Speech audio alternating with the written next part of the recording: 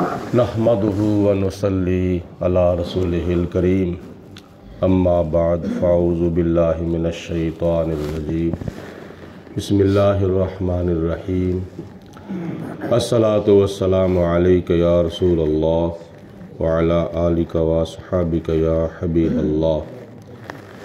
उम्मत पर हुज़ूर नबी करीम सल्लल्लाहु अलैहि वसल्लम के हुकूक क्या क्या हैं।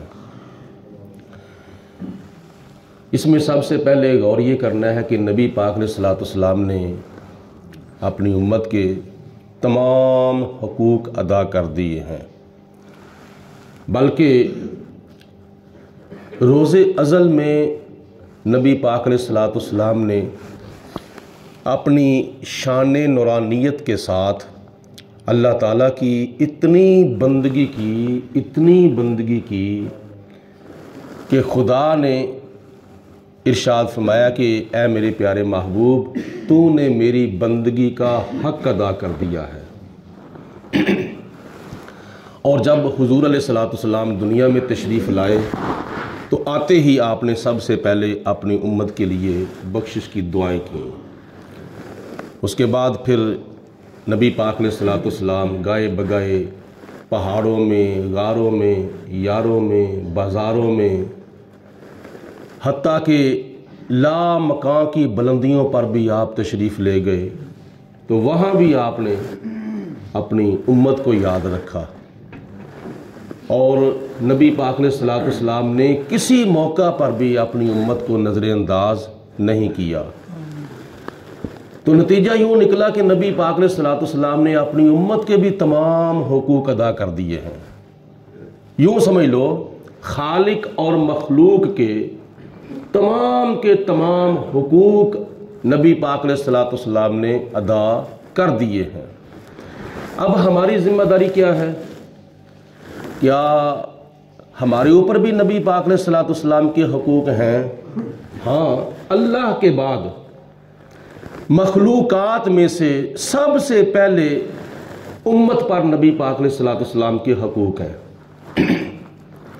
जिस तरह वालिदैन के हकूक़ के बारे में पूछा जाएगा, औलाद के हकूक़ के बारे में पूछा जाएगा, बीवी बच्चों के हकूक़ के बारे में पूछा जाएगा, रिश्तेदारों के हकूक़ के बारे में पूछा जाएगा, इसी तरह नबी पाक अलैहिस्सलाम के हकूक़ के बारे में भी क़यामत के दिन हमसे पूछा जाएगा। और हुज़ूर अलैहिस्सलाम का हमारे ऊपर सबसे पहले हक जो है वो ये है कि हुज़ूर अलैहिस्सलाम को ऐसे माना जाए जैसे खुदा चाहता है। और ऐसे किन्होंने माना था? सहाबाए किराम ने सबसे पहले नबी पाक अलैहिस्सलाम को ऐसे माना था जैसे अल्लाह ताला की ज़ात ने इरशाद फरमाया है।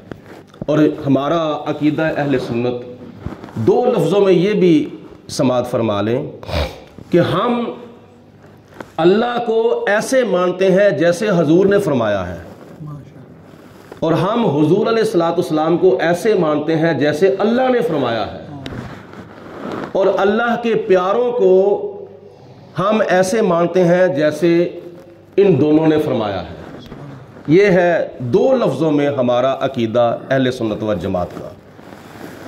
तो आला हज़रत रहमतुल्लाह ताला अलैह तो यहाँ तक इरशाद फरमा दिया, हुजूर की बारगाह में अर्ज़ किया, सरवर कहूँ कि मालिको मौला कहूँ तुझे, बाग़े खलील का गुले ज़ेबा कहूँ तुझे। ईमान बिल रसूल सबसे पहले हुजूर अलैहिस्सलाम का उम्मत पर हक है, और उसके बाद नबी पाक अलैहिस्सलाम की अताअत की जाए। अताअत का मतलब है कि नबी पाक अलैहिस्सलाम का हुक्म माना जाए और हुजूर के हुक्म पर अमल किया जाए। मानना भी और होता है, अमल करना और होता है। कुछ लोग मान लेते हैं लेकिन अमल नहीं करते, लेकिन मानने की तकमील उस वक्त होगी जब उस हुक्म के ऊपर अमल होगा। और इसी तरह हुजूर अलैहिस्सलाम का तीसरा हक ये है कि नबी पाक अलैहिस्सलाम की इत्तिबा की जाए। इत्तिबा का मतलब ये है कि नबी पाक अलैहिस्सलाम की अदाओं को अदा किया जाए, हुजूर की सुन्नतों पर अमल किया जाए, और जहाँ तक भी हो सके हुजूर अलैहिस्सलाम की सुन्नत को नज़रअंदाज नहीं करना चाहिए। सर से लेकर पाँव तक اپنے آپ کو حضور کی سنتوں کے زیورات سے مزین و آراستہ کیا جائے، پھر خوشی کے موقع پر، پھر غمی کے موقع پر، پھر خلوت میں، پھر جلوت میں، پھر اپنے گھر کے اندر، اپنے گھر سے باہر، جہاں بھی ہو سکے کوشش کرنی چاہیے کہ حضور علیہ الصلوۃ والسلام کی اداؤں کو ادا کیا جائے۔ اور اس کے علاوہ چوتھے نمبر پر حضور علیہ الصلوۃ والسلام کا ہمارے اوپر حق یہ ہے کہ نبی پاک علیہ الصلوۃ والسلام کے ساتھ زیادہ سے زیادہ محبت کی جائے، اور حضور علیہ الصلوۃ والسلام کی محبت کے بغیر تو کچھ بھی اللہ کی بارگاہ میں قبول نہیں ہے۔ اگر بندہ سخاوت نہیں کرتا بلکہ سخاوتوں کی انتہا کر دیتا ہے لیکن حضور سے محبت نہیں کرتا تو اس کی سخاوتیں کسی کام نہیں آئیں گی۔ حضور کی محبت کے بغیر نماز ٹکر ہے، حضور کی محبت کے بغیر روزہ فاقہ ہے، حضور کی محبت کے بغیر زکوٰۃ ٹیکس ہے، حضور کی محبت کے بغیر حج عمرہ سیر و تفریح کا نام ہے، حضور علیہ الصلوۃ والسلام کی محبت کے بغیر یہ سب کچھ زوال ہے، اور اگر حضور کی محبت کا چراغ سینے میں روشن ہے تو یہ سب کچھ کمال ہے۔ یہ یاد رکھیں، حضور علیہ الصلوۃ والسلام نے ارشاد فرمایا کہ اتنی دیر تک تم کامل مومن نہیں ہو سکتے جتنی دیر تک اپنے تمام رشتہ داروں سے بڑھ کر، بیوی بچوں سے بڑھ کر، رشتہ داروں سے، تمام یاروں بیلیوں سے بڑھ کر، حتیٰ کہ والدین سے بھی بڑھ کر مجھ سے محبت نہ کرو۔ اگر حضور علیہ الصلوۃ والسلام کی محبت پر تمام محبتیں قربان ہو جاتی ہیں تو پھر سمجھو اس کا ایمان کامل ہے۔ تو یہ محبت مصطفیٰ، یہ اس کے اندر سب کچھ موجود ہے۔ تو اسی طرح نبی کریم علیہ الصلوۃ والسلام کے اوپر زیادہ سے زیادہ درود و سلام پڑھنا، یہ بھی امت پر حضور علیہ السلام کا ایک بڑا اہم حق ہے، یہ کہ ہر وقت ادا کرتے رہنا چاہیے۔ اللہ پاک کی ذات نے شروع سے لے کر اب تک، عرب سے لے کر ازل تک، جب تک خدا تعالی ہے تب تک نبی پاک علیہ الصلوۃ والسلام کے اوپر اللہ پاک درود و سلام بھیجتا تھا، بھیجتا ہے اور بھیجتا رہے گا۔ یہ ہے اللہ تعالیٰ کی حضور علیہ الصلوۃ والسلام سے محبت۔ اور اسی طرح نبی پاک علیہ السلام نے فرمایا کہ جو بندہ چاہتا ہے نا قیامت کے دن میں اپنے آقا مولا جناب حضرت محمد مصطفیٰ صلی اللہ علیہ وسلم کے زیادہ سے زیادہ قریب ہو جاؤں تو وہ دنیا میں رہتے ہوئے مجھ پر زیادہ سے زیادہ درود و سلام پڑھے۔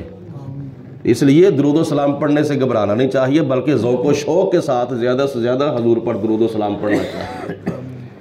اور اسی طرح حقوق تو نبی پاک علیہ الصلوۃ والسلام کے بہت ہیں، لیکن میں آخری حق عرض کر رہا ہوں، وہ ہے نبی پاک علیہ الصلوۃ والسلام کی قبر مبارک کا دیدار۔ جن کو خدا نے توفیق عطا فرمائی ہے حج پہ جائیں، عمرے پہ جائیں، اور حضور علیہ الصلوۃ والسلام کی قبر مبارک کا دیدار کرنا، یہ بھی امت کے اوپر حضور علیہ الصلوۃ والسلام کا ایک حق ہے۔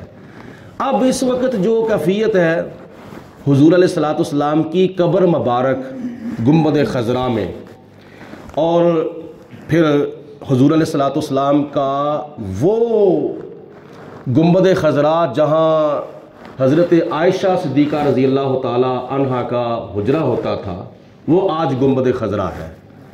اس میں نبی پاک علیہ الصلوۃ والسلام کی قبر مبارک ہے، اور ہماری نظر جو ہے وہ وہاں تک اس وقت اس دور میں جانا تو ناممکن ہے، کیونکہ آگے جالیاں ہیں، اور پہلے تو سعودی حکومت نے جالیوں کے اندر کی سائیڈ چادر لگائی ہوتی تھی، اور سوراخوں کے اندر بھی، سوراخوں سے بھی کچھ نظر نہیں آتا تھا۔ اب اگرچہ چادر ہٹا دی گئی ہے لیکن پھر بھی حضور علیہ الصلوۃ والسلام کی قبر مبارک تک ممکن ہے کہ کسی کی نظر جو ہے وہ پہنچ جائے۔